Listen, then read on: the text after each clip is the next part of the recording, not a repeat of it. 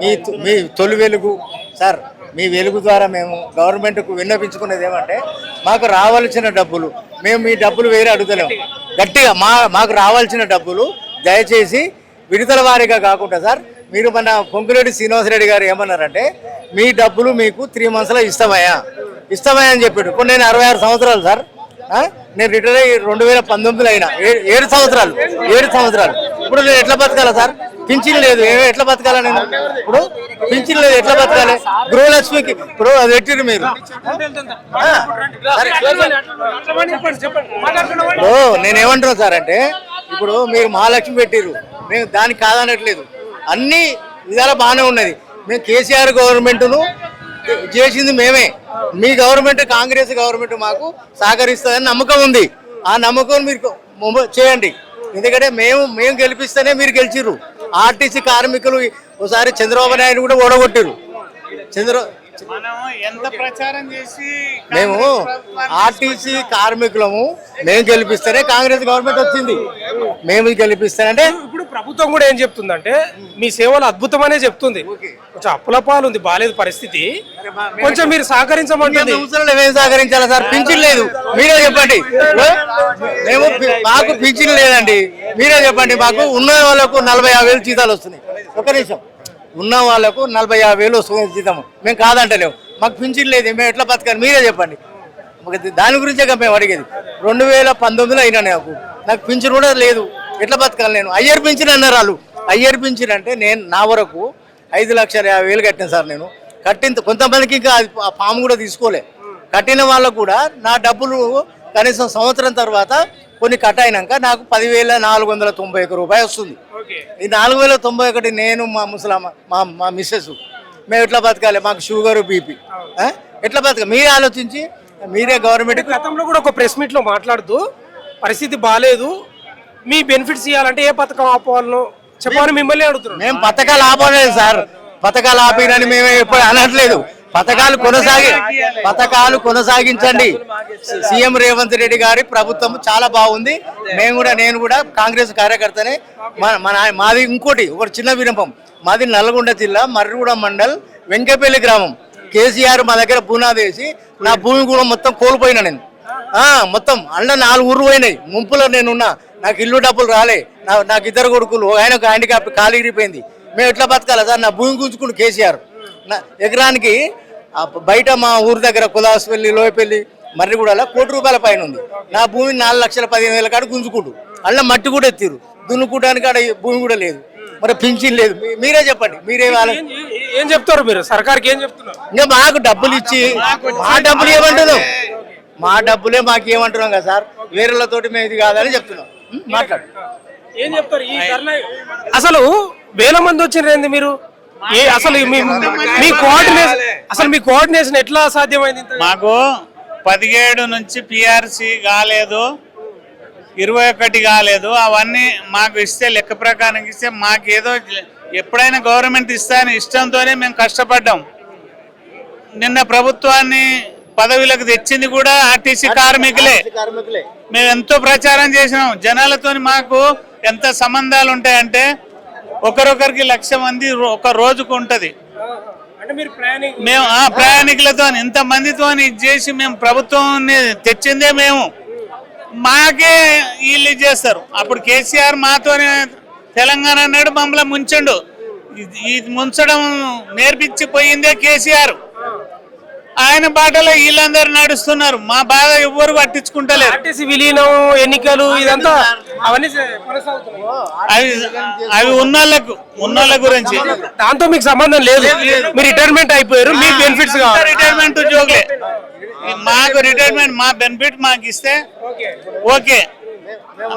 దాని గురించి ఒకటి ప్రభుత్వం ఏం చెప్తుందంటే మీ మీద ప్రత్యేకమైన కోపము, శత్రుత్వం లేదంట మీ మీద, డబ్బు లేవని చెప్తున్నారు. ఎందుకు లేదు అంటే మంచితనంగా వీళ్ళని ముంచాలనుకుంటుంది గవర్నమెంట్.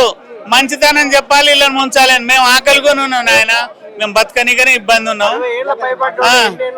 మేము ఏం చేస్తాం? ఎట్లా బతకాలి? 60 సంవత్సరాలు దాటినోడు ఇప్పుడు రిటైర్మెంట్ అయినా బాపతి వచ్చిన బెనిఫిట్ వస్తున్నాయి కదా, దాని జీవనోపాధి వెనక ఎన్ని సమస్యలు ఉన్నాయి. ఎన్నో పిల్లలు పెళ్లిళ్ళు మంచి చెడ్డ అన్ని సమస్యలు ఉంటాయి. బతకాలంటే మెడికల్ కావాలి, జీవనోపాధి కావాలి. ఉన్నాయి రిటైర్మెంట్ అయిన తర్వాత డబ్బులు అక్కడ జామ అయిపోతే మేము ఇట్లా రిటైర్మెంట్ బెనిఫిట్ ఫస్ట్ ఇవ్వాలి కదా. అట్లా మేము కోరుకునేది అంటే డబ్బుల ఇబ్బంది ఉందని చెప్తుంది ప్రభుత్వం. మాకు వచ్చే ఇబ్బంది ఉంది, మరి మా డబ్బులు మాకు ఇబ్బంది ఎట్లా బతుకుతారు? మరి అది కూడా చూడాలి కదా, గవర్నమెంటే చూడాలి కదా. ఇప్పుడు మీరు అట్లా అంటే ఏమంటున్నాడు అంటే ఏదో ఒక పథకం ఆపాలి, మరి ఏ పథకం ఆపాలో పథకాలు మేము ఆపట్లేం కదా, మమ్మల్ని కూడా చూడమంటున్నాం. అందులో భాగంగానే మమ్మల్ని కూడా చూడమంటున్నాం. పథకాలు ఏం ఆపమంటలేం. మాకు వచ్చిన బకాయిలు మాకు ఇప్పేయమంటున్నాం, గవర్నమెంట్ ను కోరుతున్నాం. ఆశతోనే బతుకుతున్నాం.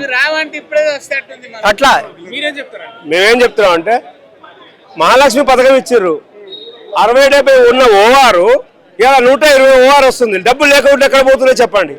60-70 ఓఆర్ ఉండే మహాలక్ష్మి పథకం లేక ముందుకు ఇప్పుడు 120 ఓఆర్ వస్తుంది. ఏ బస్సులో చూసినా ఫుల్ జనాలు ఉంటారు. కలెక్షన్ వస్తుంది కదా, గవర్నమెంట్ అన్ని పథకాలకు ఇస్తుంది. ఈ మహాలక్ష్మి పథకం కింద కూడా ఇచ్చిన డబ్బులు ఇచ్చి మా రిటైర్డ్ అయిన 35-40 ఏళ్ళు కష్టం చేసి మా కష్టార్జితం మీద సంస్థను ఎక్కడో ఉన్న సంస్థను ఇందాక తీసుకొచ్చి పెట్టిర్రు. ఇవాళ మేము మా పిల్లలు పెళ్లిళ్ళ కుర్రు ఇంట్లో ఈఎంఐలు మేము లాస్ట్ లో ఉన్నప్పుడు ఇల్లు ఈఎంఐలో తీసుకున్నాం. ఆ ఇల్లు లోన్లు కట్టుకోవాలి. మీరు ఇచ్చే పైసలు మీ దగ్గర పెట్టుకుంటే మేము ఎట్ట బతకాల? మా పిల్లలు ఇప్పుడు పిల్లలు పెళ్లికి వచ్చున్నారు, వాళ్ళ పెళ్లి చేయాలా వద్దా? మేము 40 ఏళ్ళు ఇల్లు మేము కష్టం చేసి మాకు రక్తం దారపోసింది కార్పొరేషన్కే కదా. వీళ్ళు నిష్పెట్టిపోయి వేరే దాని డబ్బులు తీస్తారా? మాకు కార్పొరేషన్ వీళ్ళే ఇవ్వాలి, ఈ మేనేజ్మెంటే ఇవ్వాలి. మాకు వేరే ఏమైనా ఎదిగిస్తారండి? మహాలక్ష్మి పథకం 120 ఓవర్ వస్తుంది. ఇవ్వచ్చు కదా, ఆ పైసలు తీసేయండి. వేరే వేరే పథకాలు ముసలి కానీ రైతు బంధు కానీ అన్ని ఇస్తున్నా కూడా ఇది కూడా ఒక పథకం కూడా ఇచ్చేయండి. ఆర్టీసీ లాభాలనే ఉంది కానీ ప్రభుత్వం అప్పుల పాలు ఉంది అంటున్నారు. మాకేం సంబంధం అండి? ప్రభుత్వం అప్పుల పాలు ఉంటే మాకేం మేము కష్టం చేయలేదా? మేము కష్టం చేయలేదు. ఆ రోజు మేము కష్టం చేస్తే మాకు వచ్చే పైసలు ఇవ్వమంటున్నాం. మేము మాకు ఏ పైసలు అయితే రావాలో అవే ఇవ్వండి. మీ కార్పొరేషన్ జేబుల నుంచి కానీ కష్టం చేయని పైసలు ఒక నయా పైసలు వద్దు. మాకు వచ్చే పైసలు 1 లక్ష వస్తాయి, 2 లక్షలు వస్తాయి, ఎంతో సంత మా డబ్బులు మాకు ఇవ్వండి. లాస్ట్ స్టేజ్ లో ఉన్నాం సార్. హార్ట్ అటాక్ కొంతమంది, ముసలి కొంతమంది, జీవనం గడవక ఇల్లు కిరాయిలకే ఉన్నాం కొంతమంది. ఇంకా ఆ ఇల్లు కిరాయిలు ఏం పెట్టి కట్టుకోవాలి మేము?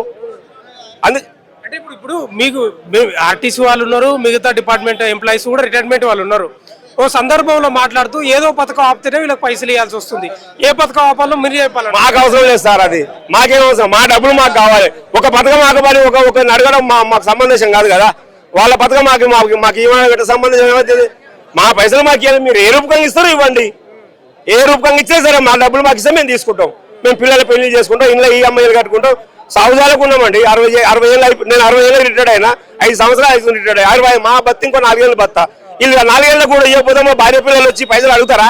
ఏ ఆఫీసులు తిరుగుతారండి? చాలా మంది రిటైర్మెంట్ ఎంప్లాయీస్ కూడా ఆరోగ్యాలు బాగాలేక చనిపోయిన వాళ్ళు చాలా మంది, 400-500 మంది ఆల్రెడీ ఇప్పుడు ఈ పైసలు ఇవ్వకుండా ఆపినప్పటి నుంచి ఒక 400-500 మంది డెత్ అయిపోయారు. ఆర్టీసీ వాళ్ళ ఓన్లీ ఆర్టీసీ వాళ్ళ లెక్కలు కావాలంటే మేనేజ్మెంట్ దగ్గర ఉంటుంది. ఎట్లా ఉంటుంది లెక్క అంటే చనిపోయినప్పుడు ఒక 10-20 వేలు సావుఖర్చుల నిమిత్తం ఇస్తారు. వాళ్ళ దగ్గర లిస్ట్ ఉంటుంది, తీయమనండి వెళ్తుంది. ఎంతమంది చచ్చిపోయారు? ఇప్పుడు వాళ్ళ భార్య పిల్లలు ఏ ఆఫీస్కి తిరిగి ఆ పైసలు వసూలు చేసుకుంటే చెప్పండి. మేము ఉండగలే రాని పైసలు మా భార్య పిల్లలకు మా డిఎం ఆఫీస్ మా ఎండి ఆఫీస్ తెలియదు వాళ్ళకు. వాళ్ళు ఎక్కడి నుంచి వచ్చి ఏడ తిరిగి పైసలు తీసుకుంటారు? ఎట్లా తీసుకోవాలి? మీరు ఉండగానే ఇవ్వాలి, మేము ఉండగానే సాధించుకోవాలి. మేము ఉండగానే ఏదో ఎవరు చేసి ఇది ఒక్కనాడే కాదు, ఇలాంటి 15 రోజులకు నాడు నెలకు నాడు పెట్టి మా సోదరులు అందరూ కలిసి ఇలా లోగో తీసుకోవాల్సిందే. లోగో తీసుకొని ధర్నా చేసి రోడ్డు మీద గడబడి చేస్తున్నారు. ఇంత సామరస్యంగా చేస్తున్నాం మేము, ఇంత సామరస్యంగా చేస్తున్నాం. ఇలాంటి ఇంకో 2-3 జరిగితేనే మేనేజ్మెంట్ స్పందిస్తుంది. నాగిరెడ్డి ఏమంటారు? ఆయన మాతో ఎవరితో మాట్లాడుతూ లేడు. నీళ్ళ పోతేనే సబ్జెక్ట్ పక్క సరిపోతున్నాడ. పైసలు లేవండి. ఇప్పుడు మీరు చెప్పారు కదా పైసలు లేవు, నేనేం చేయాలి నాకు అన్నీ ఉన్నాను. ఇప్పుడు ప్రభుత్వం కూడా ఏం చెప్తుందంటే మీద కోపం ఏం లేదంట, వాళ్ళకు శత్రుత్వం ఏం లేదు, కానీ పైసలు లేవంట. నేను అదే చెప్తున్నా, అన్ని పథకాలు నడుస్తున్నాయి కదా. మాకు ఇస్తే అందులో మేము ముసలి కదా, 60 ఏళ్ళు దాటిపోయిన వాళ్ళు. మాకు కూడా ఏదో ఒక పథకం కింద తీసి గవర్నమెంట్ దానికి తీసి ఖజానాలకి తీసి మమ్మల్ని కూడా వెళ్ళగొట్టండి. మా పైసలు మేము తీసుకొని ఏదో ప్రశాంతంగా 4-5 ఏళ్ళు బతాం, ఎక్కువ బతాం. ఆ 4-5 ఏళ్ళు ప్రశాంతంగా బతాం. మీ డబ్బులు వేరే పథకాలకి ఏమైనా వాడుతున్నారని మీరు అనుకుంటున్నారా? అప్పుడు ఆ వాడుకూరు అప్పుడు పిఎఫ్ అని సిసిఎస్ అని వాడుకూరు. మాకైతే ఆ బాబతి వచ్చినాయి. మాకు ఆ పిఎఫ్ డబ్బులు కానీ సిసిఎస్ డబ్బులు కానీ మాకు వచ్చినాయి. కాబట్టి రిటైర్మెంట్ తర్వాత రావాల్సిన బెనిఫిట్స్ అన్ని 17 పే స్కేల్ అయ్యింది. ఆ 17 పే స్కేల్ ఇప్పుడు మాకు 4-5 సంవత్సరాలే డిఫరెంట్ ఏరియాస్ వస్తాయి. అయ్యే ఒక్కొక్క మనిషికి 1 లక్ష ఉంది, 2 లక్షలు ఉంది, 5 లక్షలు. మంచి సీనియర్కి అయితే 10 లక్షలు కూడా ఉన్నాయి. ఎన్ని వస్తాయి ఎన్ని ఇవ్వండి. 50,000 వస్తే 50,000 ఇవ్వండి. మేము మొత్తం లేని పైసలు ఇవ్వమంటలేం కదా. మేము అని మా ఉద్దేశం. రేవంత్ రెడ్డికి ఏం చెప్తావు మరి? ఏం చెప్పి మా డబ్బులు మాకు ఇవ్వండి సార్, సాగుదాలకు ఉన్నాము, మా పిల్లల పెళ్లిళ్ళకు ఉన్నారు, మా పైసలు మాకు ఇస్తారు, మేము జర నిమ్మదంగా బతాం. అంతవరకు మేము రేవంత్ రెడ్డి గారు కోరుకునేది.